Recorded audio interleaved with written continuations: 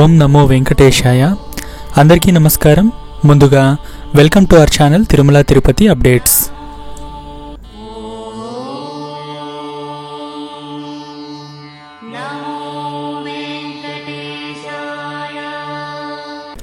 ఈరోజు మే 3, 2024 శుక్రవారం.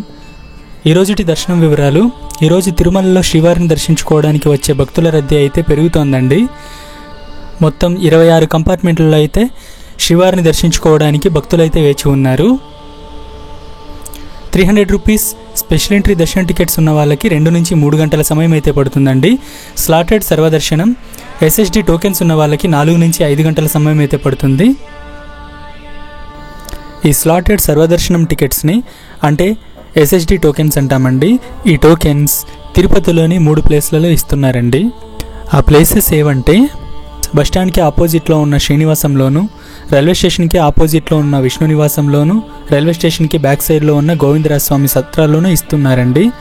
సో అక్కడికి మీ ఆధార్ కార్డ్స్, ప్రతి ఒక్కరి ఆధార్ కార్డ్స్ తీసుకెళ్ళి అక్కడ సర్వదర్శనం టికెట్స్ని పొందొచ్చు. ఎటువంటి దర్శనం టికెట్స్ లేకుండా సర్వదర్శనానికి వెళ్ళే భక్తులకైతే 12 గంటల కంటే ఎక్కువ సమయం పడుతుందండి. నిన్నటి దర్శనం వివరాలు. నిన్న మొత్తం 65,313 మంది భక్తులైతే శ్రీవారిని దర్శించుకున్నారండి.